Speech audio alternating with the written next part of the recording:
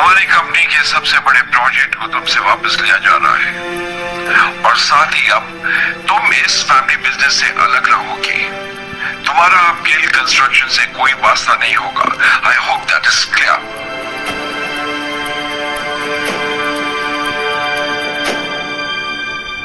अब ये सब जो कुछ भी है मेरी सरदर्दी है और ये सब मैं खुद ही हैंडल कर लूंगी। इस एक मेल की वजह से मुझसे मेरा ड्रीम प्रोजेक्ट छीना गया। दादाजी ने कहा है कि वो मुझसे प्रोजेक्ट वापस ले रहे हैं और सिर्फ यही नहीं, मुझे कंपनी से भी बाहर किया जा रहा है। मगर ऐसा कैसे हो सकता है? एक प्रोजेक्ट की वजह से कोई भी किसी को कंपनी से कैसे निकाल सकता है? और अगर अप्रूवल नहीं मिला, इसमें आपकी क्या गलती है? मैंने कहा ना कि मैं ये सब खुद हैंडल कर लूंगी। मुझे लगता है कि आपको एक बार दादाजी से मिलकर इस मामले में बात करनी चाहिए। इतना बड़ा फैसला फोन पर नहीं कर सकते। शनाया, दुनिया मुझे निकम्मा समझती है। अब शायद आप भी मुझे ऐसे ही समझते हैं। अब एक बार अपने इस निकम्मे पति को भी मौका देकर देख लो।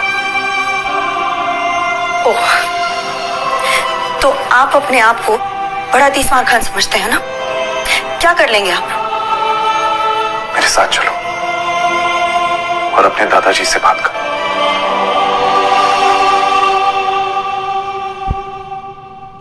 चलो। कुछ ही देर में वो दोनों शनाया के दादाजी आनंद गिल के ऑफिस में थे। शनाया, आहन, सिट डाउन। देखो शनाया, बिजनेस के मामले में मैं बहुत साफ हूं। मैंने जो फैसला लिया है गुस्से में आकर नहीं और ना ही जज्बात में आकर लिया है। ये नई बिल्डिंग का प्रोजेक्ट गिल कंस्ट्रक्शन का बहुत बड़ा सपना था जो अब तक मुकम्मल नहीं हुआ। Why? दादाजी, I feel like क्योंकि तुमसे ये काम नहीं हो पा रहा। मैंने ये प्रोजेक्ट तुम्हारे कजन शौर्य को दे दिया है। आज से वो इस प्रोजेक्ट को हैंडल करेगा। तुम घर पर बैठकर आराम करो। पर दादाजी, ये प्रोजेक्ट मेरा सपना है दादाजी। मुझे नहीं पता क्या कमी रहेगी जो हमें अप्रूवल्स नहीं मिले, बट आई प्रॉमिस यू किसी भी हाल में मैं अप्रूवल्स लेके रहूंगी। दादाजी प्लीज शौर्या को ये प्रोजेक्ट देने से पहले मुझे एक आखिरी मौका दीजिए प्लीज दादाजी। ठीक है, मगर ये काम आज ही होना चाहिए। I hope I am clear on that. जी दादाजी, एब्सोल्युटली।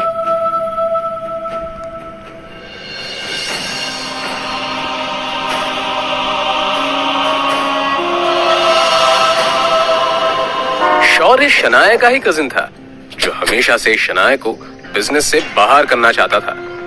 उसकी हसरत थी कि एक दिन वो इस बिजनेस एम्पायर को हासिल कर ले और इसके लिए शनाया को वो हर हाल में पीछे छोड़ना चाहता था। अप्रूवल के लिए आई हो, मगर अफसोस अब कोई फायदा नहीं है क्योंकि उस ऑफिसर को मैंने ऑलरेडी खरीद लिया।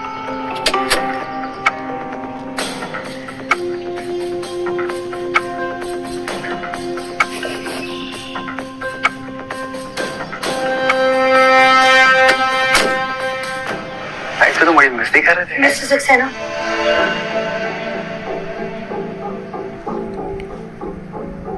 कहिए शनाया जी, कैसे आना हुआ?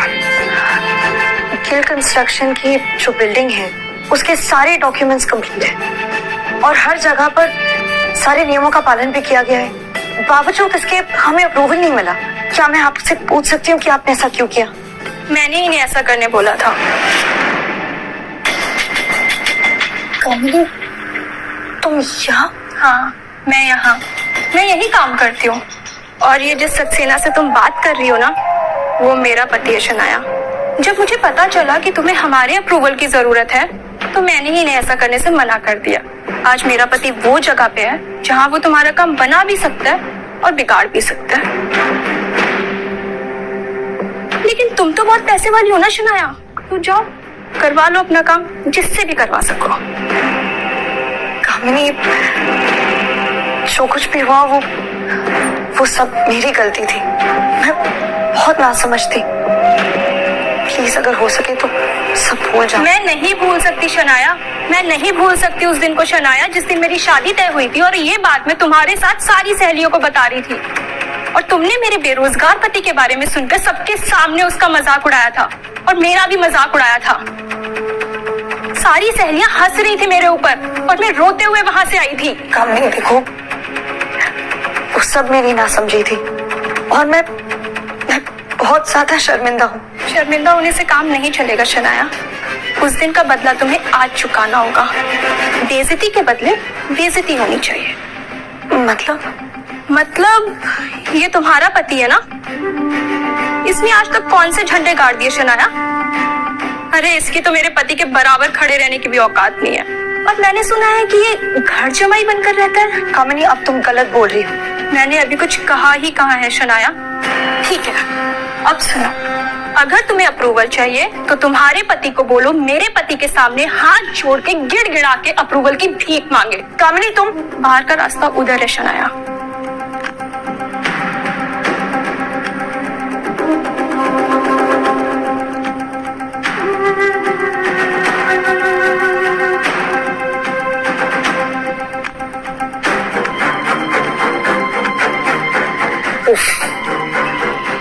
शायद काम हुआ नहीं। So sad. अब तो तुम्हें प्रोजेक्ट मेरे हवाले करना होगा। और तो और आनंद दादू की नजरों में भी अब तुम किसी काम की नहीं रही। अब तो तुम्हें ये कंपनी भी छोड़नी पड़ेगी। तुम बिल्कुल टेंशन मत लो, मैं हूं ना, मैं सब संभाल लूंगा। तुम बस घर पर आराम करो अपने उस निकम्मे पति के साथ, उसकी निकम्मी बीवी बनकर। और वो तुम्हारा पति कहाँ रह गया? वापस नहीं आया तुम्हारे साथ?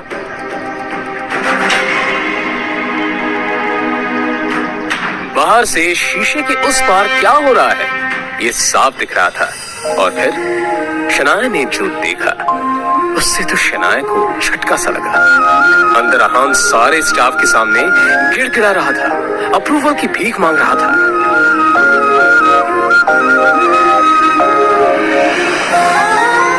सचमुच बहुत प्यार करता है तुमसे, तुम्हारे लिए कुछ भी कर सकता है। जैसे कहां से मिला तुम्हें ये?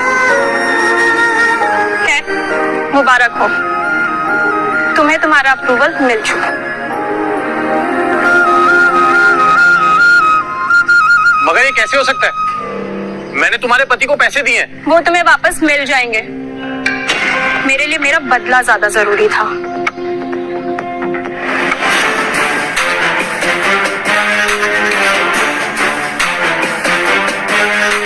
अब क्या समझते हो खुद को? क्यों किया आपने ऐसा?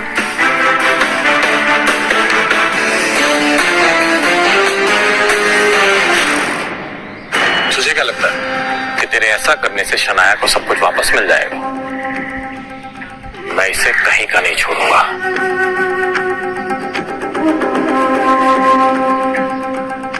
तू क्या? दुनिया में कोई भी शनाया का बाल तक बांका नहीं कर सकता। ओ, मगर कब तक साथ देगा तो शनाया का? देखता जा, मैं तेरा और शनाया का रिश्ता ही खत्म कर दूंगा। कोशिश कर ले, चल जाएगा।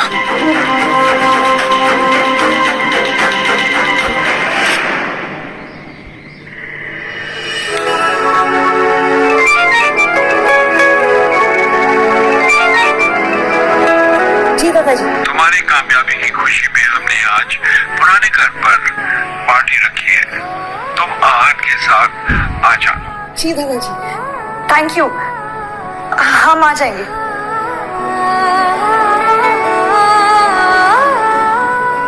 क्या वो दादाजी ने पुराने घर में पार्टी रखी है और हम दोनों को बुलाया है।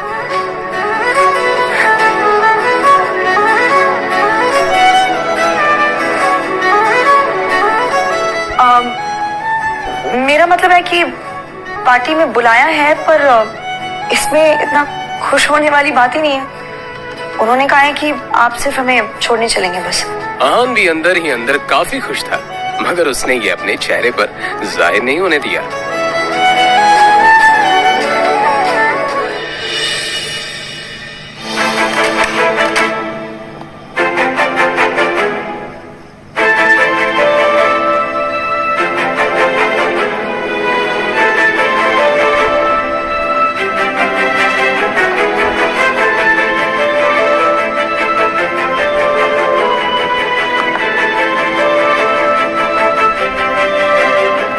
इतना हैरान होने की कोई जरूरत नहीं है। अपने लिए कुछ कपड़े मंगवाए थे, पसंद नहीं आए। दुकानदार पैसे वापस ही नहीं कर रहा था, तो मैंने सोचा आपके लिए कुछ मंगवा।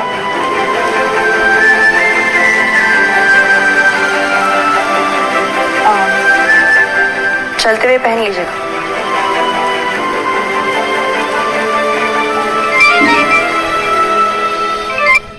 हाँ शगुन बोलो। शनाया, ये शॉपकीपर बोल रहा है कि तुमने आहान के लिए स्पेशल ऑर्डर देके सूट बनवाया है। क्या चल रहा है ये सब? तो मैं आहान के लिए कुछ करूं तो उसमें गलत क्या है? फोन रखो, बाद में बात करते हैं। शाम हो चुकी थी और सभी बड़े लोग पार्टी में आ चुके थे। आहान और शनाया को देखकर शौर्य और शगुन के मन में कुछ और ही चल रहा था। एक काम बोला था मैंने इस आहान को, वो भी नहीं हुआ इससे। आजकल बहुत सर पर चढ़कर नाच रहा है। इसके लिए मैंने खुद कुछ सोच रखा है, कुछ ऐसा जिससे जितनी ये जोड़ी खूबसूरत दिख रही है उतना लोग इन पर थूके।